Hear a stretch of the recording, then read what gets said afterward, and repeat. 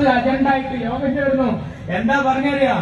ഇവരെ വിടരുത്, കേസ് കൊടുക്കണോ? അപ്പോഴാണ് കുറെ സഖാക്കൾ വന്നിട്ട് പറഞ്ഞ് വെറുതെ കേസ് കൊടുക്കണ്ട. എന്താ കാരണം അറിയോ? ഇതെങ്ങനെ കോടതിയിൽ വന്നാൽ ചാനൽ ചർച്ചയില് അഭിലാഷ് ഈ പാട്ട് കമ്പ്യൂട്ടറിൽ ഇട്ടിട്ട് പറഞ്ഞു ഈ പാട്ടിൽ എവിടെ വർഗീയത? പോറ്റിയെ കേറ്റിയെ, അതിൽ വർഗീയതല്ല.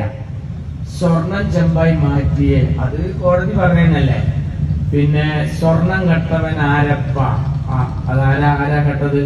സഖാക്കളാണ് അയ്യപ്പ. മൂന്നാലിനെ ചെയ്തില്ലേ? അത് ശരിയാ. ഫിഖിന് അർത്ഥം വെക്കണ അങ്ങനെ വെച്ച അർത്ഥം. ഇതൊക്കെ പാടുണ്ട്. കേട്ടപ്പോ മാറ്റി പറഞ്ഞ് നമുക്കൊരു കാര്യം ചെയ്യാം, തൽക്കാലം പറയാൻ മറക്കുക. കാരണം ഇതെല്ലാം കോടതി ചെന്നാല് ജഡ്ജി 4 വഴി പാടും ആദ്യം. എന്നിട്ട് പറയും ഇതിലെവിടെ തെറ്റ്. അവസാനം ജഡ്ജി പറയും ഇതിലൊരു തെറ്റില്ല, അതുകൊണ്ട് 5 വക്തും പാടിക്കോളിയടോ എന്ന് കേരളക്കാരോട് പറയും എന്ന് പേടിച്ചപ്പോ മാർക്സിസ്റ്റ് പാർട്ടി തീരുമാനിച്ചു നമ്മളിത് ഇവിടെ വെച്ച് അവസാനിപ്പിക്കാം. അതുകൊണ്ട് നിങ്ങളെ കയ്യിലിരിപ്പാണ്. നിങ്ങൾ വഖഫിൽ കയറി മാന്തി, അതുപോലെ തന്നെ നിങ്ങള് ദേവസ്വത്തിലും കൈയിട്ട് മാന്തി. അത് വിശ്വാസികളുടെ സ്വത്താണ്, ബൈത്തുൽ മാലാണ്.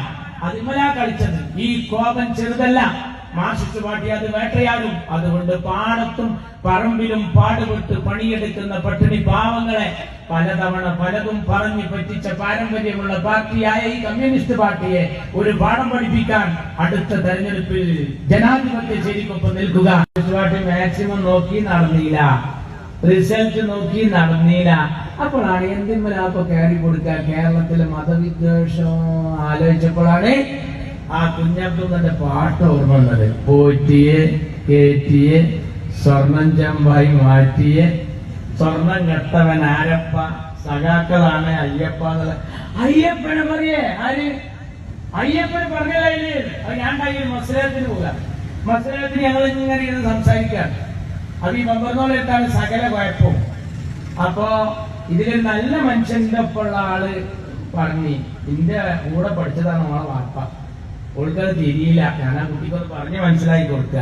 അപ്പൊ ഇയാള് സാധു ഒപ്പം ചെന്നാണ്ട് ഈ പെണ്ണുങ്ങൾ കൊടുത്തു പറഞ്ഞേ, പിന്നെ മോളേജി ഇങ്ങനൊന്നും പറയരുത്, എന്റെ വാപ്പല്ലേ ഏതാണ്ട് നിന്റെ വാപ്പാനെ പറഞ്ഞാണ്ട് ഇവിടെ നീച്ചി. അതോടുകൂടി ആ മസലത്ത് കൊള്ളായി. അയ്യപ്പനുണ്ട് പറഞ്ഞിട്ട് അയിലും കണ്ടിട്ട് പിടിക്കാന്ന് വിചാരിച്ചത്. പക്ഷെ ഈ പാട്ട് ഇറക്കാത്തവരാരാളുള്ളത്? ഈ രീതിയിൽ പാടാത്ത നാഗൂർ അനീഫ് പാടിയിട്ടുണ്ട് അല്ലേ? കഅബയിലെത്തിയ പാട്ട് പാടിയിട്ടുണ്ട് അല്ലേ? മുസ്ദലിഫയിൽ പോകുന്ന മിനായിൽ പോകുന്ന കഥ പാടിയിട്ട് ആ പാട്ട് ഇറങ്ങിയിട്ടുണ്ട്. പി സുരേന്ദ്രൻ പാടിയിട്ടുണ്ട്, അയാളെ താമരക്ക് ഒട്ടിച്ചിട്ട്. ബൈജു എന്നൊരു കള്ളുടിച്ചാണെന്ന് ചങ്ങായിട്ട് മൂപ്പര് ഇത് പാടിയിട്ടുണ്ട്. ആരവിടെ പാരടി പാടാത്ത? ഏറ്റവും കൂടുതൽ പാരടി പാട്ട് പാടിയ ആളെ പേരാണ് വി ഡി രാജപ്പൻ. അപ്പൊ ഒരു പാട്ടിന്റെ നേരെ ഇപ്പുറത്ത് അത് പാടിയപ്പോ അപ്പം ആശിച്ച് പറയാ, അടിച്ച് മിന്നി നമുക്ക് കിട്ടി പ്രൈസ്. ഈ പാട്ടിന്റെ പേരിൽ ഉടനെ കേസെടുക്കണം. മതവിദ്വേഷം വളർത്തി, സമുദായത്തെ തമ്മിൽ അടുപ്പിച്ചു. നോക്കണം, 3 വകുപ്പാ ചാർത്താൻ ശ്രമിച്ചത്. 3 വകുപ്പ്. എന്താ കാരണം? പോറ്റിയെ കീർത്തിയെ സ്വർണം ചെമ്പായി മാറ്റിയെ എഴുതിക്കണെന്ന് പറഞ്ഞിട്ട് ഈ എഴുതിയ കുഞ്ഞബ്ദുള്ള പാടിയ ഡാനിഷ്, അതുപോലെ ഇറക്കിയ CMS മ്യൂസിക്കിന്റെ സുബൈർ പന്തല്ലൂര്, അതുപോലെ രചയിതാവും കുട്ടികളൊക്കെ പാട്ട് പഠിപ്പിക്കുന്ന എന്റെ സുഹൃത്ത് ഹനീഫ മുടിക്കോട്, ഇങ്ങനെയുള്ള ഒരു 4-5 ആൾക്കാരുടെ പേരിൽ കേസ് എടുക്കാതെ തന്നെ നോക്കുമ്പോ ഈ പാട്ടിനെതിരെ വരലുണ്ട് എന്ന് കേട്ടപ്പോ ആൾക്കാർക്കാണ്ട് അരം കൂടി. എല്ലാരും നടന്ന് പാടാൻ തുടങ്ങി പാട്ട്. എന്താ പാടിയാല്? ചാനൽ ചർച്ചയിൽ വന്നപ്പോ രാജു പി നായർ പറഞ്ഞ് പോറ്റിയെ കേറ്റിയെ സ്വർണം ചെമ്പായി മാറ്റിയെ അഞ്ഞും പാടും, അഞ്ഞും പാടുന്നാണ്. അതിലിറങ്ങറായി. BRM ഷഫീർ പാടാൻ തുടങ്ങി. അപ്പോഴും ഇറങ്ങറായി. അപ്പൊ ഈ പാട്ട് കേട്ട് ഇതായ നോക്കുമ്പോ കടകംപള്ളി സുരേന്ദ്രൻ പറഞ്ഞു, എനിക്കിപ്പോ ഉറക്കില്ല. എന്ത് ഈ പാട്ട് കേട്ടിട്ട്? കടകംപള്ളി സുരേന്ദ്രന് ഉറക്കില്ല എന്നാണ്. അപ്പൊ ഏതായാലും നിങ്ങൾക്ക് ഉറക്കില്ലല്ലോ വിചാരിച്ചു ആൾക്കാർ കണ്ടോടത്ത് പോയി ആ പാട്ട് കേൾക്കലാണ്. തേങ്ങ വന്നവര് കൊരലിലിരുന്നിട്ട് ഈ പാട്ട് പോറ്റിയെ കേറ്റിയെ സ്വർണം ചെമ്പായി മാറ്റിയെ അവിടുന്ന് ഈ പാട്ട് എവിടെ പാടാത്തത്? നമ്മുടെ MP-മാര് നിരയായി നിന്നിട്ട് പാർലമെന്റ് വീണു ഈ പാട്ടാണ്. എവിടേക്ക് ഒരു സുഖം ഉണ്ടോ? എവിടെ നോക്കിയാൽ ഈ പാട്ട് തന്നെ എന്ന് കേട്ടപ്പോ എന്റെ നാട്ടിലൊരു സഖാവ് ചെയ്യുന്ന ഇവിടെ നിന്നിട്ടൊരു കാര്യമില്ല, ഇത് പരാതി കൊടുക്കല്ല നിവർത്തില്ലാച്ചിട്ട് ഓൻ പോലീസ് സ്റ്റേഷനിലേക്ക് ചെന്നപ്പോണ്ട് പോലീസുകാര് ടേബിൾ മടിച്ച് പാടുന്ന പോറ്റിയെ കേറ്റിയെ സ്വർണം ചെമ്മായി മാറ്റിയാണ്. ഓൻ ഇടങ്ങറായപ്പോ ബസ് കയറി കഴിച്ചില്ല. അപ്പൊ ബസ് കയറിയപ്പോ ബസ്സിന്റെ ഉള്ളിലും ഈ പാട്ടാണ്. കേരം കൂടെ കളിക്കുന്ന ചെക്കന്മാരെ തന്നപ്പോ അവിടെയും പാട്ട്, കുളിക്കാൻ പോയവർക്കൊന്നും ഈ പാട്ട്. ഇടങ്ങറിന്റെ കൊടിയായപ്പോ എന്ത് ചെയ്ത് പെണ്ണുങ്ങളോട് പറഞ്ഞ് ഞാൻ സ്വിച്ച് ഓഫ് ആക്കിയിട്ട് പോവുകയാണ് എന്റെ വരേക്ക്. ആരെങ്കിലും വന്നാൽ ഞാൻ എന്നോടാണെന്ന് പറയരുത് പറഞ്ഞിട്ട് ഭാര്യ വീട്ടിലേക്ക് ബസ് കയറി സാധു.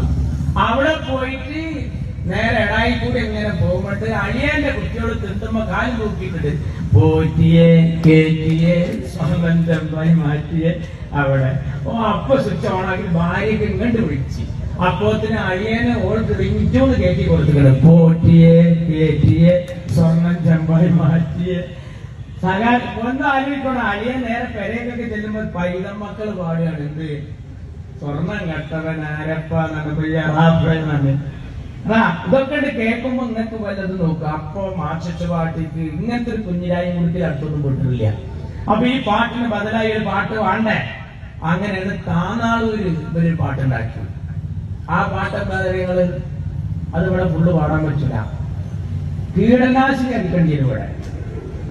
എന്താണ്? കുറുക്കനെ നായെ ഉസ്മാനെ കയറ്റി എന്നുള്ള പാട്ടാണ്. എനിക്ക് തോന്നി ഈ കുഞ്ഞബ്ദുള്ള എഴുതിയത് വായനശാലയിൽ ഇരുന്ന്, റബ്ബ എഴുതിയത് മൃഗശാലയിൽ ഇരുന്നിട്ടാവും ഇപ്പൊ ഈ പാട്ട്. അല്ലെങ്കിൽ കുറുക്കനെ നായയെ കൊരങ്ങനെ എന്നൊക്കെ പാടുക. നിങ്ങള് എന്ത് പാർട്ടിയാണ്? നിങ്ങളൊരു പാർട്ടിയാണ്. ജനങ്ങൾ നിങ്ങളെ വെറുത്തു.